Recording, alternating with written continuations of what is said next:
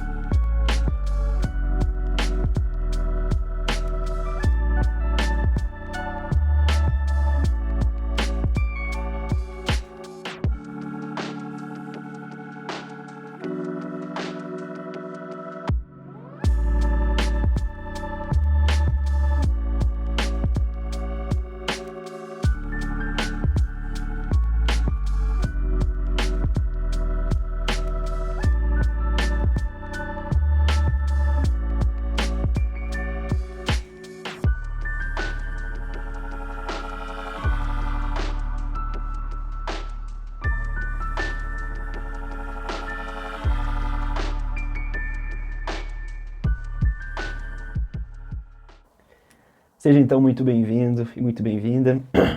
O vídeo de hoje é o segundo vídeo de uma série, que vai ser uma série de 5 vídeos, onde eu vou falar a respeito deste livro, deste calamaço, né, deste livro gigantesco do escritor chileno Roberto Bolanho, 2666.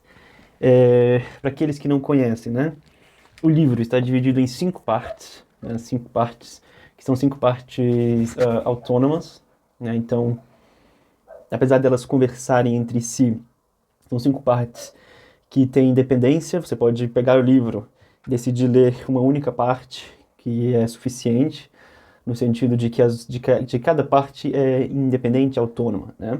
O próprio Roberto Bolanho, quando escreveu 2666, ele não imaginava o livro assim, né, num único volume. Ele imaginava 5 livros independentes, que poderiam ser publicados em 5 anos diferentes, poderiam ter 5 rendas diferentes, né? Ou seja, ele esperava assim poder assegurar a vida econômica dos seus 2 filhos, né? Mas os editores do Roberto Bolanho, os amigos mais próximos e aqueles que ficaram responsáveis pela sua herança literária, vou passar um trem agora, decidiram por reunir os 5 livros num só, porque achavam que isso condizia mais com a obra do Roberto Bolanho e condiziam mais com o próprio desejo do Roberto Bolanho, né, se ele não estivesse ali à beira da morte, se ele não estivesse tendo a morte como uma certeza, né? A gente sabe que esse livro foi um livro póstumo, publicado em 2004, então esse ano completam-se 20 anos da publicação deste livro. O Roberto morreu em 2003, com 50 anos de idade, tá? Então, esse vídeo é o segundo vídeo. O primeiro vídeo já está aí no canal, eu vou deixar aqui o cardzinho para quem tiver interesse. E nesse primeiro vídeo eu falo um pouco a respeito do Roberto Bolanho, né, para aqueles que não o conhecem, qual a importância do Roberto, e de outros livros que ele publicou, né? Eu tenho alguns livros aqui do Roberto, porque desde que eu descobri esse autor, eu praticamente estou me tornando bolonhista, né? Um prosélito da obra do Bolanho. Então eu tenho aqui a literatura nazista nas Américas, né, em espanhol, a literatura nazi em América, A Pista de Gelo. Este livro aqui foi o primeiro livro que o Bolanho publicou, em participação com a AG Porta. Este livrinho aqui, que é muito interessante, Estrela Distante. Este, que é o meu livro predileto do Bolanho, é o livro que fez o Bolanho ficar conhecido, que é Os Detetives Selvagens. E este aqui, que é um livro de contos. Esse eu ainda não li. Então, no outro vídeo eu falo um pouco a respeito do Bolanho e falo um pouco a respeito dos outros livros dele. Se você tiver interesse, dá um pulinho lá e vê o primeiro vídeo, tá? Neste aqui, então, eu não vou entrar muito a respeito de quem foi o Bolanho e nem de outras obras dele. Eu quero falar mais mesmo sobre o livro, tá? Se tiver algum cachimbeiro aí de plantão, que normalmente sempre tem, né?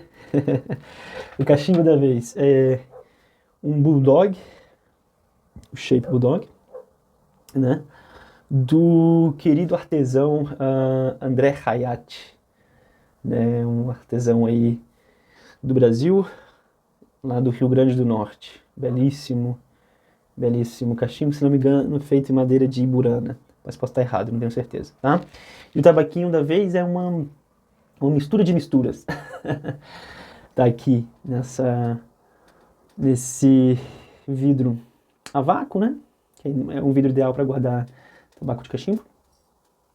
E isso aqui é o que sobrou de 5 latas, de 5 tabacos que eu fumei no ano passado, que é o Chelsea Morning, Meridian, White Nights, Navigator e Sextante. Todos do blender GL Peace, né? O Gregory Peace.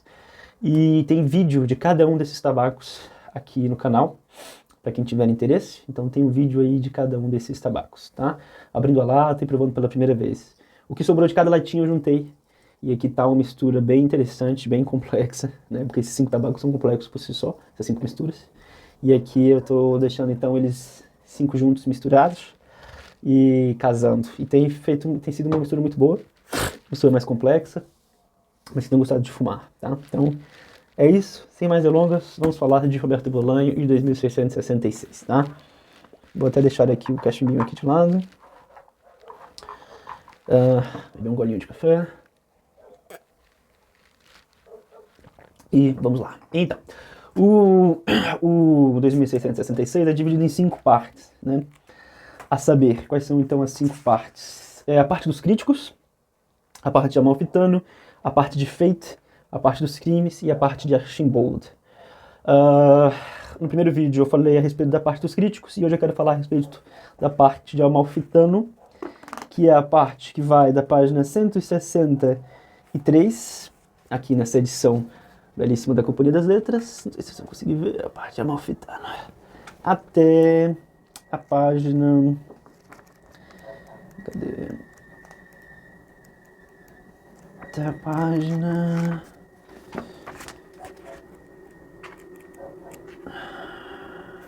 226.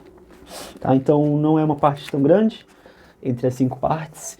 E é a parte que fala justamente sobre o Amalfitano, né? O Amalfitano é um personagem muito interessante dentro da cosmologia, dentro do universo literário do Roberto Bolanho. Isso porque o Roberto Bolanho é muito interessante porque ele criou um universo literário onde os personagens saltam de um livro para outro, né? Então, às vezes, um personagem que tem mínima importância em um livro é apenas citado em um livro dele, em outro aparece e é um personagem principal. Inclusive, o Amalfitano é o personagem principal de um livro póstumo do Bolanho, que foi descoberto entre a sua herança literária, entre seus papéis, que, se não me engano, é a herança... Não, é como que é? Agora me falhou a memória. Os Dessabores do Verdadeiro Polícia, eu acho, ou da Verdadeira Tira, alguma coisa assim. Eu estou confundindo os títulos em português e em espanhol. Mas é um livro que já foi, inclusive, editado pela Companhia das Letras. Acho que é Os Dissabores do Verdadeiro Polícia. Que é onde o Amalfitano é o personagem principal desse livro. Eu nunca li, então eu não posso falar muito a respeito. Mas o Amalfitano aparece, então, em outros livros do Bolanho. E para mim, ele é quase como que um alter ego do próprio Bolanho, né? Não é um alter ego tão fiel quanto o Arturo Bellanho, que é um alter ego do Bolanho, que está em Detetives Selvagens, mas é um alter ego um pouco construído, um pouco que poderia ter sido o Bolanho, né? Ou seja, é um alter ego mais distante do próprio Bolanho em si. O Amalfitano é um professor universitário de literatura, que era professor em uma universidade de Barcelona, uma universidade renomada de Barcelona. E a gente não sabe ao certo o porquê, né? Nesse livro que eu citei, onde o Amalfitano é o personagem principal, explico o porquê, mas eu não quero dar spoiler. Mas neste livro aqui, né, 2666, a gente não sabe o porquê, ele é expulso dessa universidade de Barcelona e ele vai parar na única universidade que aceita ele, que é a Universidade da cidade de Santa Teresa, que é uma cidade ficcional de Ciudad Juárez, que é uma cidade ali na fronteira entre o México e os Estados Unidos. Ele vai parar nessa cidade fim do mundo, porque a universidade dessa cidade é a única que o aceita, depois que ele é expulso dessa universidade de Barcelona. Então ele se muda para essa cidade junto com a sua filha, a Rosa, e é nesse momento da vida dele que a gente vai ter o relato aqui em 2666, né?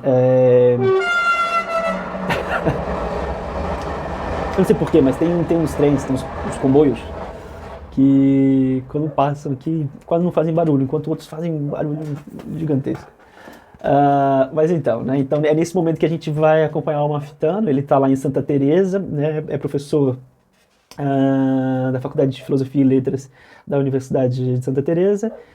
É pai de uma menina que deve beirar aí os seus 17, 18 anos, e que é a Rosa, não é? E é isso. E a gente tem esse momento então dentro desse período de vida do Amalfitano. O Amalfitano já apareceu na primeira parte, né? Ele é o guia dos críticos pela cidade de Santa Teresa, e de certa forma ele é a esperança que os críticos têm em encontrar o Archambault, porque ele conhece a obra do Archambault e ele conhece a cidade. Então é essa conexão, não é? Só que na parte do Amalfitano em si, a gente não tem uma continuação dessa história, né?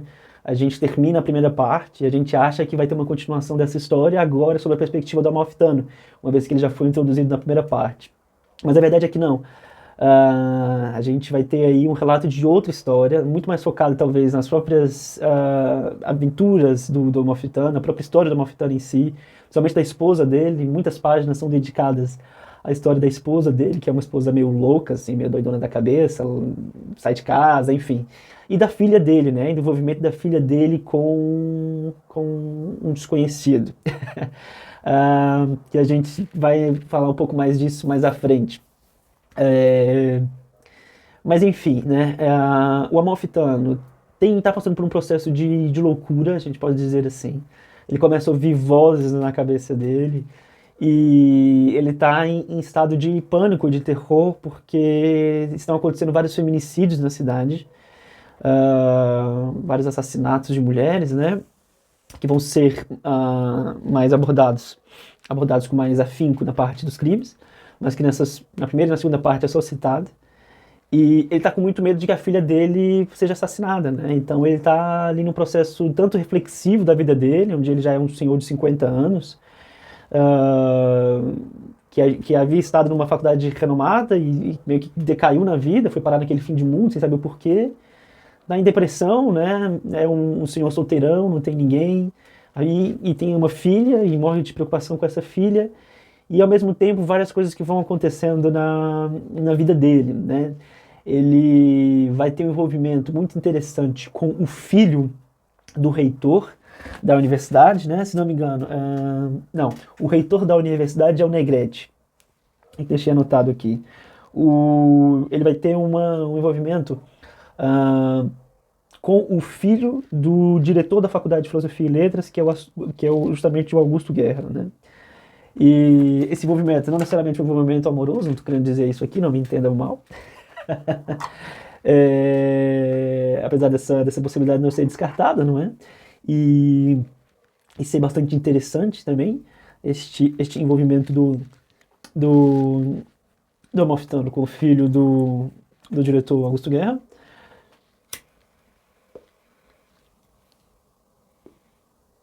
Mas então a gente tem esse envolvimento, que é um envolvimento meio enigmático, assim, e a gente também tem umas coisas interessantes a respeito do Amalfitano, que ele começa a fazer desenhos, né? Ele começa a ouvir vozes, que ninguém sabe exatamente quem é, se é do pai dele, se é de alguém que a gente não sabe, e ele começa também a fazer uns desenhos, né?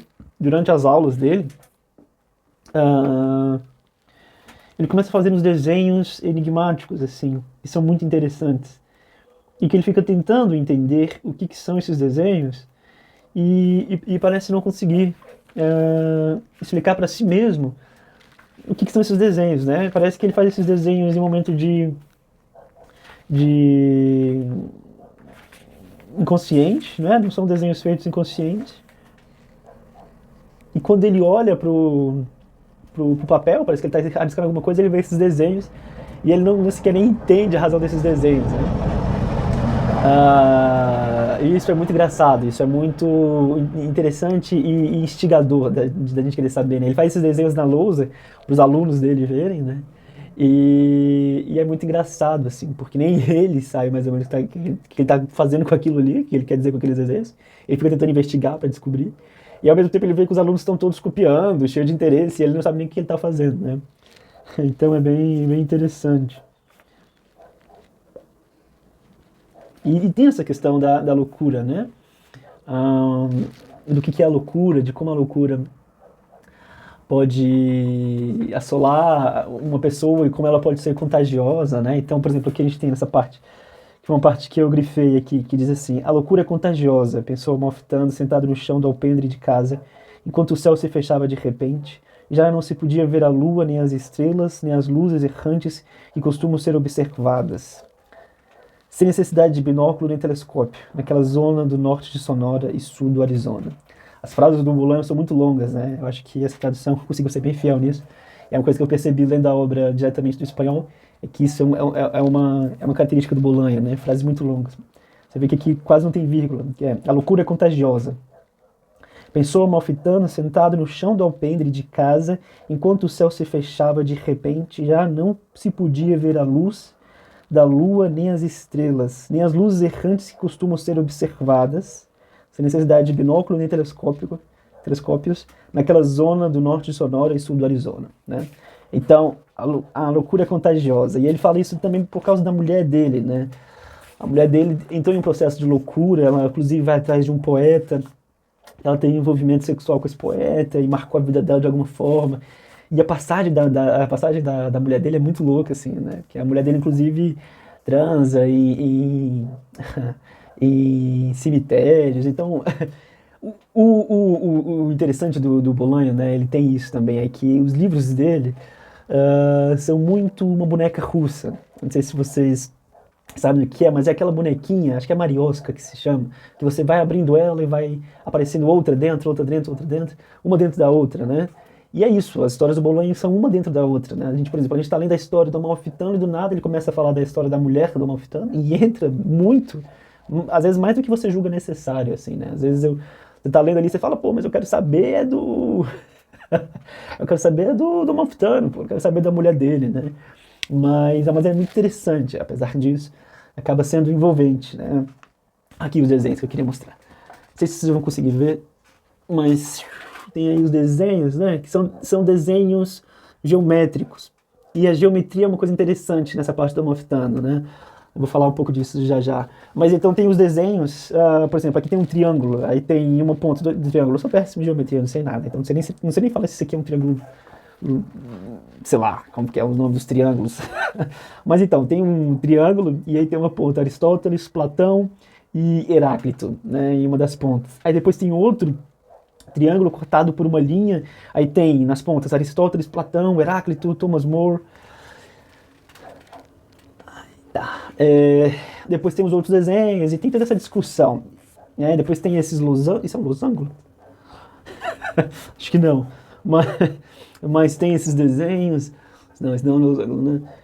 Mas enfim, essa questão da geometria é muito interessante, porque tem uma passagem desse livro, que é a passagem do livro, né, que o Amalfitano decide colocar um livro no varal. E é um livro que ele não... que ele tem uma relação engraçada com esse livro, porque ele não lembra de ter comprado e nem de ter ganhado esse livro de ninguém. Ele não sabe como esse livro surgiu na biblioteca dele. Ele é um cara meio metódico, assim, que sabe a origem de todos os livros que ele tem, né? Um professor e tal. E ele se lembra de ter empacotado todos os livros, encaixotado todos os livros para ter trazido os livros da Espanha para o México, né? Então ele se lembra de cada um dos livros que ele trouxe, que ele decidiu trazer. E ele simplesmente não lembra de onde surgiu aquele livro, de onde veio parar aquele livro. Que é um livro de geometria do Rafael Dist. Acho que é, deixa eu ver aqui as minhas anotações. Sim, se chama Testamento Geométrico do Rafael Dieste, que é um poeta galego. E ele não sabe onde esse livro surgiu, e ele começa a ter uma relação muito engraçada com esse livro, de angústia, de aflição, e ele decide pendurar esse livro no varal, para ver como que o livro iria aguentar as intempéries da natureza, a chuva, o vento, a secura. E é muito interessante porque o livro se trata de testamentos geométricos. E é como se o livro tentasse enquadrar a vida, né? Racionalizar a vida, colocar a vida em linhas apolíneas, racionais, né? E o que o Amalfitano está fazendo é pegando esse livro, que acha que conseguiu explicar a vida, explicar a natureza, explicar o universo, e está falando, você explicou a natureza e o universo, então se depare com ela, né? Ele pega isso e fala, então vai ver como é que é a vida mesmo, né? Você tem uma explicação, você tem um entendimento racional da vida, do universo, das leis da vida, e você acha que conhece a vida. Então vamos lá, vamos ver agora realmente até onde os seus conhecimentos sobre a vida, sobre a natureza, podem te ajudar a sobreviver nessa vida e sobreviver à natureza, né? Então tem essa poesia desse experimento, que é muito interessante. E claro, não é uma ideia do Amalfitano, não é uma ideia nem do próprio Bolanho, esse conceito, né? É a ideia de um outro artista, de um artista muito mais... eu ia falar interessante, mas não é interessante, é muito mais polêmico, talvez, né? Talvez o pai da arte moderna, ou da arte pós-moderna, que é justamente o Duchamp, o Marcel Duchamp. Estou tentando achar aqui a parte.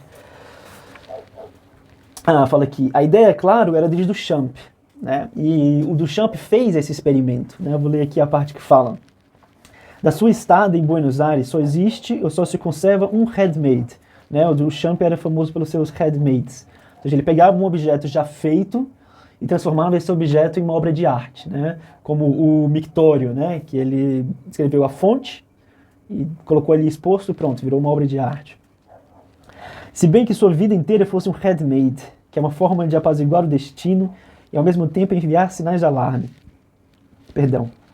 Calvin Tomkins escreve a esse respeito. A ocasião das bodas de sua irmã Suzanne com seu amigo íntimo Jean Croce, que se casaram em Paris no dia 14 de abril de 1909, Duchamp mandou pelo correio um presente para o casal.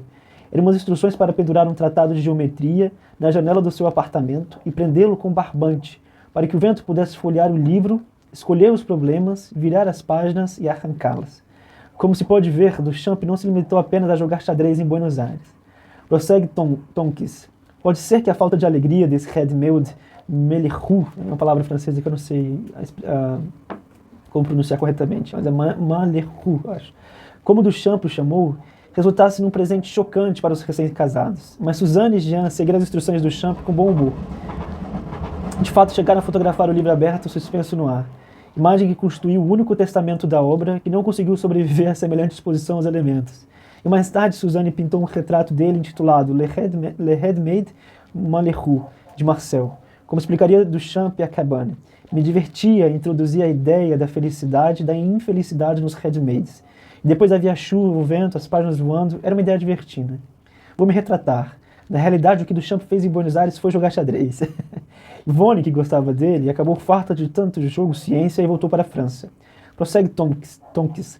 Nos últimos anos, Duchamp confessou a um entrevistador que tinha se divertido desacreditando a seriedade de um livro carregado de princípios, como aquele, e até insinuou a outro jornalista que, ao expô-lo às inclemências do tempo, o tratado havia captado por fim 4 coisas da vida.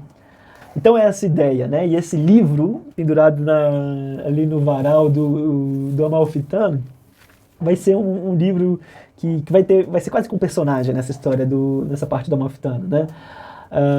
Porque ele é quase como um denunciador da loucura que está se acometendo, do Amalfitano, mas também é interessante porque ele, poeticamente, ele está falando sobre alguma coisa, né? O Bolanho, ele é muito característico por ter um humor muito específico. E isso é o humor do Bolanho. O Bolanho está brincando aqui, ele está querendo fazer a gente rir, né? Tem uma hora que a filha dele, do Amalfitano, pergunta para ele: que merda é essa? Você tá ficando maluco, né? Pendurando o livro no varal. E aí ele fala, ela pergunta: de que se trata a experiência? Perguntou Rosa. Que experiência? Perguntou Amalfitano. A do livro pendurado, disse Rosa. Não é nenhuma experiência, no sentido literal das palavras, no sentido literal da palavra, disse Amalfitano. Por que está ali? Perguntou Rosa. Me passou pela cabeça, de repente, respondeu Amalfitano, a ideia de Duchamp, deixar um livro de geometria pendurado às intempéries para ver se aprende alguma coisa da vida real. Você vai destruí-lo, disse Rosa. Eu não, replicou Amalfitano, a natureza. Então isso é o humor do Bolanho. E é interessante, né? E ele tem a sensação de que está sendo espionado, né? O Amalfitano. Mas enfim, essa parte é uma parte muito interessante, já terminando. Porque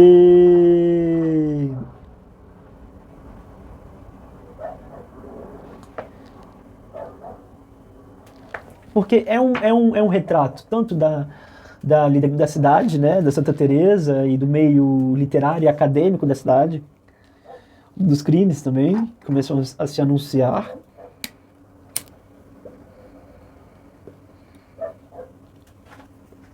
Mas é uma própria reflexão também, eu poderia dizer, sobre a velhice, sobre a loucura, sobre fazer literário, sobre a tentativa de compreender a vida, né, e de enquadrar a vida como no livro geométrico, e como a vida foge disso, né, como a vida está muito além disso. E é interessante, o Amalfitano é um personagem interessante. Algumas passagens que estão aqui vão ser importantes mais para frente no livro, então a gente vai ver algumas coisas que foram discutidas aqui e foram colocadas, né, mais para frente no livro elas vão saltar. E é isso, né? Eu acho que, sem dar muitos spoilers e sem querer me alongar muito, eu acho que é isso, a parte do Amalfitano, uma parte muito interessante, que eu gosto muito. E, cara, com certeza fiquei com vontade de ler o livro onde o Amalfitano é o personagem, um dos personagens principais, né? E é isso, né? O Amalfitano também é chileno, não sei se eu cheguei a citar isso, mas ele é chileno. Por isso que eu falo que talvez ele seja um alter ego do próprio Bolanho. Nascido ali nos anos 50, na década de 50. E, enfim, fugido do Chile por causa do golpe do Pinochet. Ele foge do Chile por causa disso, sai do Chile por causa disso. Então tem muito do Bolanho também nesse personagem, né? Inegavelmente. Mas eu queria ler uma passagem para finalizar, que é uma passagem muito interessante. Inclusive o Inácio Echevarria, que é um dos melhores amigos do Bolanho, inclusive foi responsável por, acho que, editar esse livro, enfim, ajudar na edição desse livro. Tem essa passagem no final, e eu lembro, essa passagem me fez pensar muito a respeito desse livro, antes mesmo de ler esse livro, porque o meu amigo, que é estudioso da obra do Bolanho, ele me mandou uma foto dessa passagem, e eu lembro que quando ele mandou essa foto, ele mandou essa foto, né? A gente de vez em quando gosta de conversar sobre literatura, e ele me mandou essa foto e me perguntou o que eu pensava, né? E eu lembro que na época, sem o resto do contexto, eu pensei muitas coisas, mas e rebati, né? E dizer que não concordava 100%. Mas hoje eu acho que eu já entendo o que o Bolanho estava querendo dizer com essa passagem, e ela já me parece mais interessante. E eu vou ler aqui a passagem, é o seguinte.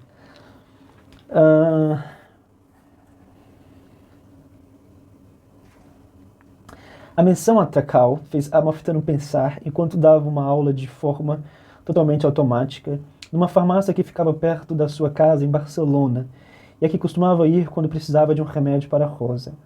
Um dos balconistas era um farmacêutico quase adolescente, extremamente magro e de óculos grandes, que de noite, quando a farmácia estava de plantão, sempre lia um livro.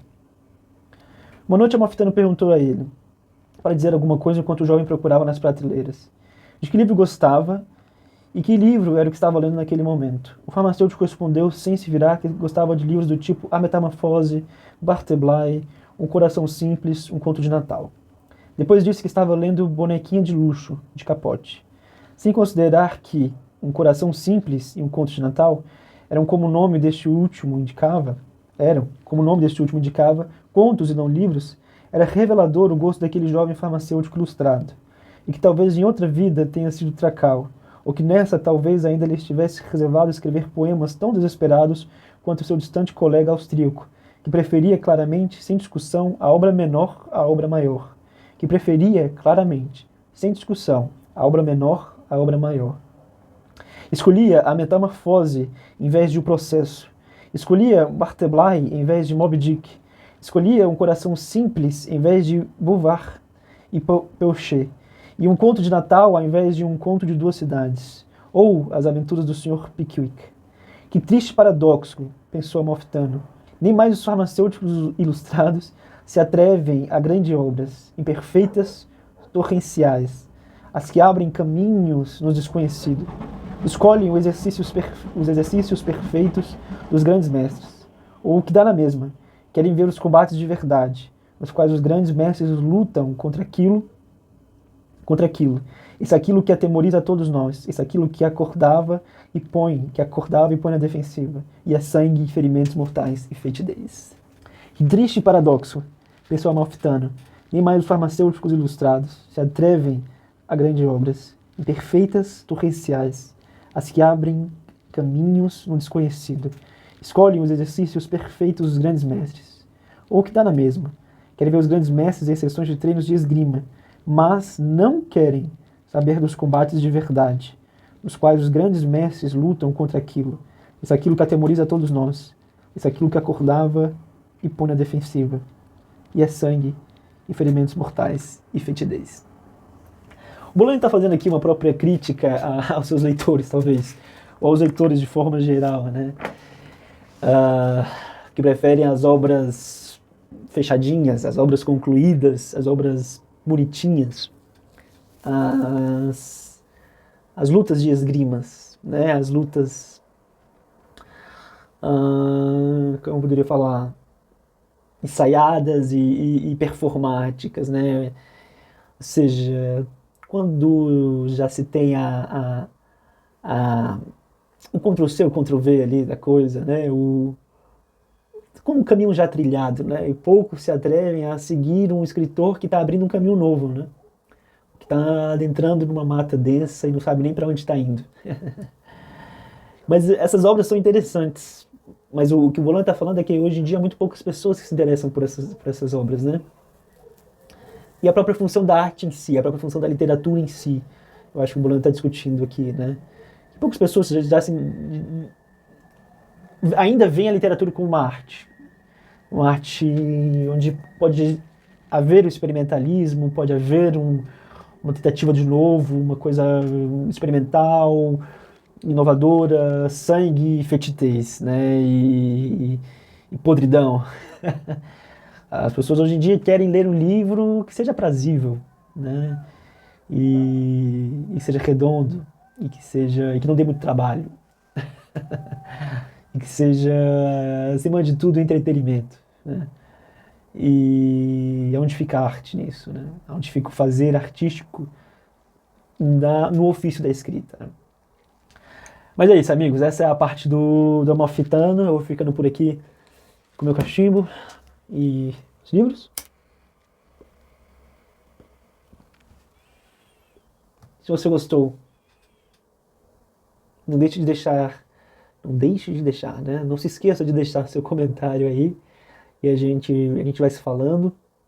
Nos próximos meses eu quero fazer, então, um vídeo falando das outras partes, tá? Até completar as 5 partes. E a gente completar esse livro, que eu acho que esse livro merece 5 vídeos.